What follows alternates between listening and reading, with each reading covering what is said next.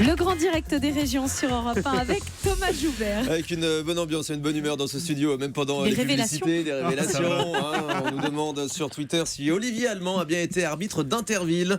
Vous avez tout fait dans votre vie, Olivier, décidément. Mais écoutez, il faut être polyvalent, vous savez, dans ce métier-là, mais c'est surtout le début de mon amour pour les régions, parce que justement, Interville, c'était quand même sillonner la France pendant plusieurs années, et c'est là aussi où on crée les liens qui, aujourd'hui, nourrissent les chroniques. Et on va continuer aujourd'hui à découvrir une nouvelle destination avec vous. On va dans le Pays de Caux, en Normandie. Alors d'ailleurs, si vous êtes du coin, vous êtes en ce moment en vacances là-bas, un seul numéro ce matin, 39 21. Appelez-nous, vous allez nous faire découvrir votre région, qu'est-ce qu'il y a à voir, qu'est-ce qu'il y a à faire. On a besoin donc de vos bons plans, de vos coups de cœur. Le Pays de Caux, ça ressemble à quoi, Olivier ? Le Pays de Caux, on a tous en tête, on a toute cette image d'Épinal, des fameuses falaises d'Étretat, avec l'arche de craie blanche et puis son rocher qui est en face en forme d'aiguille, que Maupassant, qui est natif de la région, comparé à une trompe d'éléphant. Vous voyez, chacun c'est vrai que ça ressemble à une trompe d'éléphant. Exactement. Chacun ses comparaisons et ces falaises, en tout cas, sont appelées la côte d'Albâtre.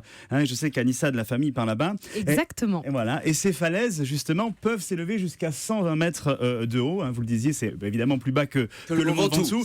Mais c'est quand même très très haut, parce que quand on est tout là-haut, c'est impressionnant. Et ça s'étend sur plus de 140 km. Et c'est vraiment donc le fleuron touristique de ce pays cauchois. Les falaises. La belle portion s'étend d'Étretat jusqu'au Tréport, troué ça et là par des villages et des vallées où se nichent, comme je le disais, des petits villages qui sont très, très, très typiques. Donc vous pouvez soit longer la côte en voiture, soit le faire à pied. Évidemment, c'est un peu long, mais par contre, c'est très très plat. Donc, c'est le fameux GR21. Donc là aussi, si vous êtes un peu sportif, c'est vraiment à ne pas rater. Le GR21, donc, remonte toute la côte, du côté donc de la côte d'Albâtre. C'est un circuit très très fréquenté. Alors, au-delà des falaises mythiques d'Étretat, qu'est-ce qu'on peut visiter sur cette côte ? Alors justement, il y a plusieurs choses qui sont incontournables selon moi. Évidemment, c'est toujours très subjectif ces choix. Mais moi, si vous êtes amateur de patrimoine, moi je vous emmène à Fécamp. Fécamp qui est un ancien port dédié à la morue, pour découvrir un palais. Non, on ne sourit pas. Pour découvrir un palais qui s'appelle le palais Bénédictine. Vous faire rire la morue, Guillaume, j'entends. Je pensais au palais de la morue, je sais pas, je trouvais ça absurde. Voilà, c'est pas ça. On a encore perdu contre les Portugais, vous savez, donc c'est ça le problème. On a encore ça en tête. Mais pour revenir au palais Bénédictine, vous allez être bluffé, vraiment, par cet édifice construit au 19e siècle par Prosper Alexandre le Grand, ou Alexandre Prosper le Grand, enfin on peut le dire dans les deux sens, qui était négociant en spiritueux et qui fit fortune en commercialisant la fameuse liqueur bénédictine, qui est très connue dans le coin. Et lui, il était un peu farfelu, et il a voulu construire un palais qui mêlait à la fois l'extravagance et la tradition. Donc on mélange un style néo-gothique et néo-renaissance, et il voulait lui créer un espace hybride justement entre son activité, c'est-à-dire l'industrie, et l'art. Et vous verrez, ce palais est assez bluffant. Il y a une salle justement aux épices qui est consacrée aux 27 plantes et épices qu'il fallait mettre qui entraient dans la composition justement de cette fameuse liqueur bénédictine. Et là aussi, vous pourrez visiter à la fois la distillerie qui est en plein centre du palais et ses caves. Et autour de ça, vous avez un palais et vous avez une autre salle d'espace d'art et d'art contemporain ça vaut le coup d'œil. Qui est assez bluffante. Il faut savoir, là aussi, que c'est un palais qui est ouvert 7 jours sur 7 pour un prix d'entrée, même les jours fériés, et pour un prix d'entrée à 8,50 € pour les adultes, et c'est gratuit pour les enfants. Ah, bon plan. Autre bon plan, en tout cas, si vous passez dans le coin qui est non loin de Fécamp, peut-être qu'Anissa connaît, parce que c'est quand même un incontournable. Et si Thomas, là aussi, vous avez quelques points à rattraper avec votre moitié, il faut aller visiter le château de Sassetot. Ah oui, je l'ai fait petite. Oui, vous l'avez fait petite. Le château du XVIIIe siècle où séjournait Sissi, l'impératrice. Ah, c'est le château de Sissi, le fameux château de Sissi. C'est le château de Sissi, et je ne sais pas si Anissa, vous êtes allé vous abriter dans le parc qui fait plus de 11 hectares, où il y a des chênes qui sont millénaires. C'est là où se situe le chêne le plus vieux de France. Voilà, il est là. Il est dans le château de Sissi. Ah bon, mais comment on détermine que c'est le chêne le plus vieux de France ? Il y a eu des études très, très, très sérieuses là-dessus ? Écoutez, il y a des experts, et puis on a daté aussi la date de création du jardin du château de Sassetot, et justement, on arrive à dater là aussi l'antériorité des chênes. Mais il est encore en forme, le chêne, oui, rassurez-nous. Mais écoutez, le chêne... Il vous embrasse. C'est ça. Le chêne est aussi en forme que nous ce matin, et si vous voulez là aussi dormir, parce qu'on peut maintenant dormir dormir dans le château de Sasto parce qu'il a été Ah bon, transformé. dans le château carrément, dans le Oui, château de oui. Sissi, une nuit dans le château de Sissi. Oui, oui, vous pouvez récupérer des points comme ça c'est sûr. Ah il ouais. faut C'est une super compter. idée. Ouais, il faut compter entre 75 et 110 euros la nuit, donc c'est quand même accessible. Le rêve est accessible. En tout cas, vous très voulez, là romantique, aussi, ouais. si vous voulez là aussi gagner des points, faire une très très belle surprise à votre moitié. Voilà pour tous les fans de Sissi, vous savez donc où aller loger, où aller dormir C'est dans mon rêve, moi. le Pays de Caux. C'est votre rêve, hein, Ouais. Guillaume. hein, J'en je le ai vous sens, mis je en le meunier, sens. Thomas. Oui. Oh la shabadabada. Bref. On vous donnera des costumes de Sissi. Avec grand aussi. plaisir. Alors on a beaucoup parlé de la côte, mais qu'est-ce qu'on peut faire à l'intérieur des terres, Olivier Allemand? Alors, vous avez raison, hein, Thomas, on peut pas se limiter, on peut pas en tout cas limiter le pays de Caux à ses falaises, tant son paysage campagnard avec ses fermes typiques en toit de chaume pentu, avec ses manoirs, avec ses colombiers, avec ses abbayes et surtout les vaches bien grasses autour des bords de Seine qui inspirent à la quiétude, à la détente et à la décompression. Donc, si on continue là aussi la visite de l'intérieur du pays cauchois, il faut le faire, mais au fil de l'eau, au bord de Seine. Et là, je vous propose là aussi d'accueillir Hélène Aubry qui va nous en parler, Thomas. Exactement, Hélène Aubry, qui est la responsable commerciale et promotion de l'Office du tourisme du Pays de Caux et de la Vallée de Seine. Bonjour Hélène. Bonjour. Merci d'être avec nous ce matin sur Europe 1 pour évoquer ce beau pays avec beaucoup d'activités à faire sur place. Par exemple du kayak. Exactement, du kayak. Alors en fait, vous avez deux possibilités pour cet été. Pour les débutants, on propose des balades en kayak sur l'Ambion, c'est la rivière qui traverse Côte-Bec-en-Caux, ou alors pour les plus téméraires, la Seine.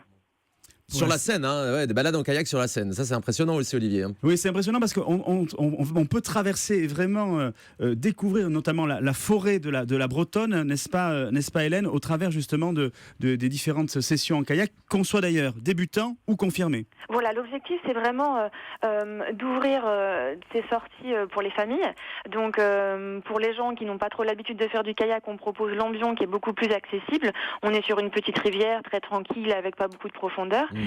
Et pour les personnes qui sont un peu plus sportives, la Seine, où là en effet ça peut être un peu plus impressionnant puisqu'on peut être amené à croiser des gros paquebots et bien sûr profiter des magnifiques paysages de la vallée de la Seine en découvrant en effet la forêt de Bretonne, mais pas seulement. Vous avez également tout ce qui est Villequier. Oui. En passant devant le musée Victor Hugo, donc de beaux paysages. À chaque fois, les sorties sont encadrées par un moniteur. Oui, bien sûr, toujours un moniteur. La sécurité avant tout. Ouais, sécurité avant tout. Donc 10 euros par personne, je crois, c'est ça. Exactement, on est à 10 euros par personne. Alors il faut savoir que pour les sorties sur l'Ambion, on est sur le mercredi en semaine. Et pour la Seine, c'est le dimanche. Ah d'accord, mercredi et dimanche, même pendant l'été? Même pendant l'été, donc c'est pendant tout l'été, au mois de juillet et au mois d'août. D'accord. Donc beaucoup de choses à voir. On l'a vu de la rivière ou vu de la Seine. Il y a également des randonnées qu'on peut faire à pied dans la forêt de Bretonne. Exactement, on a aussi beaucoup de chemins de randonnée en forêt de Bretonne, que ce soit pour les amoureux de la rando, mais aussi pour ceux qui aiment faire du vélo ou même des balades en cheval. On a énormément de circuits. Tout ça, on peut les retrouver sous forme de topo-guides qui sont disponibles dans nos offices de tourisme. D'accord. Les randonnées sont aussi accompagnées ou c'est des choses qu'on fait soi-même? Alors encore une fois, il y a deux possibilités. Soit vous voulez la faire accompagner, et dans ces cas-là, on propose des randonnées guidées durant tout l'été. Donc là, on est sur les mercredis après-midi. Ou alors, vous voulez faire ça librement, et dans ces cas-là, vous prenez le topo guide. Vous avez vraiment la petite carte avec tout le détail, le cheminement, et vous pouvez faire ça avec un balisage sur le terrain qui vous guidera. Ça coûte combien ces balades accompagnées? Alors les balades accompagnées, on est à 2 euros par personne. Oh, c'est donné. Exactement. Pour une belle balade donc dans cette forêt de Bretonne. Alors et puis pour ceux qui aiment danser, il y a aussi une activité proposée tout cet été, l'Esprit Guinguette, c'est ça? Oui, l'Esprit Guinguette. Alors là, on vous invite à nous retrouver les premiers jeudis et troisièmes jeudis du mois sur différentes communes pour venir guincher avec nous. C'est vraiment un rendez-vous très convivial. En fait, on se retrouve à 18h30, on fait une petite balade dans le village. Et puis ensuite, 19h30, on est tous sur la place du village avec plein de producteurs qui sont présents. On fait son petit marché, il y a des grandes tablées, on dîne tous ensemble et bien sûr, on a un orchestre et les gens peuvent danser. Ça rappelle les souvenirs à Anissa ici, Ah je peux bon vous le dire. Exactement. Ouais, ouais, ouais. Toutes mes vacances scolaires, c'était là-bas quand j'étais toute petite. Oui, donc mais j'ai plein à de faire de la souvenirs. guinguette, là? Non, je faisais pas de guinguette, mais on aimait bien. Les Normands aiment bien faire la fête. Oui, c'est vrai. Donc de manière vrai. générale. Vous confirmez, Hélène? C'est vrai, on était, la première guinguette a eu lieu à Petiteville la semaine dernière et on était 550 personnes. Quand même. Et pourtant, c'était la demi-finale du foot, donc Oui. comme quoi. Ah oui, c'était le même soir, c'est le soir de France-Allemagne. Vous, pendant ce temps-là, vous faisiez l'Esprit Guinguette Voilà. du côté de Petiteville, d'accord. Exactement. La prochaine aura lieu quand? Alors la prochaine, c'est le 21 juillet et on vous donne rendez-vous à Beuzeville-la-Grenier. Beuzeville-Lagronier. Et puis il y aura aussi, je crois, Norville Oui. début août et à Trouville, à Liquerville le jeudi 18 août. Ça, c'est marrant dans la région. Tous les villages finit par se terminent ville. par ville. Hein. Exactement, Voilà. tout finit par Il y a île. peut-être même un village qui s'appelle Interville, non pour Mais vous écoutez, pourquoi pas, ce serait bien, spécial dédicace en tout cas. Hélène Aubry, il y a aussi dans la région tout un aspect gastronomique auquel il faut penser. Il y a des très bons restaurants. Il y a de très bons restaurants, il y a aussi de nombreux producteurs que vous pouvez rencontrer. On les rencontre d'ailleurs à la Guinguette, mais vous pouvez les rencontrer toute l'année sur leur production. Donc n'hésitez pas. Et en effet, de nombreux petits restaurants qui vous proposent des produits locaux, des produits de saison. Donc il y a vraiment de quoi faire sur le territoire. Ce qui est vrai, ce qui est intéressant dans les Guinguettes, c'est ça, c'est qu'il y a vraiment les producteurs locaux de proximité qui viennent vous faire découvrir leur spécialité locale. C'est vraiment le marché des producteurs en plein centre de ce moment un peu convivial, quoi. C'est exactement ça, et l'avantage c'est qu'on va découvrir des personnes et après on a les coordonnées et on peut les retrouver toute l'année directement chez eux, donc c'est l'occasion de faire de belles rencontres. Vous mangez toujours du camembert fondu en entrée, un camembert entier, on voit souvent ça dans les restos de votre région. Alors ça plaît bien, surtout durant l'été, on met ça au barbecue, c'est un délice. Au barbecue, le camembert au barbecue. Attention oui, les odeurs. il faut oser. Et puis évidemment, on boit du cidre dans votre région. Et on boit du cidre, et alors je sais pas si vous êtes au courant, mais on a un producteur sur Villequier qui s'appelle Monsieur Craquelin et qui fait boire du cidre à ses bœufs. Et donc il propose une viande qui est le bœuf cidré, qui est un délice qu'on retrouve chez certains restaurateurs. Ah ouais, c'est incroyable, ça on fait boire du cidre au bœuf carrément. Alors pour très honnêtement, donner on une viande un sent petit peu pas parfumée. le goût du cidre dans la viande, il faut être clair. Ah, vous avez par déjà contre, goûté ? mais par contre, ça donne un côté moelleux encore plus prononcé en fait. Exactement. Ouais. Et puis Hélène Exactement. Aubry, je rappelle que vous êtes la responsable de l'office de tourisme de ce pays de Caux. Je crois qu'il y a des applications à télécharger sur les téléphones mobiles pour pouvoir visiter au mieux la région.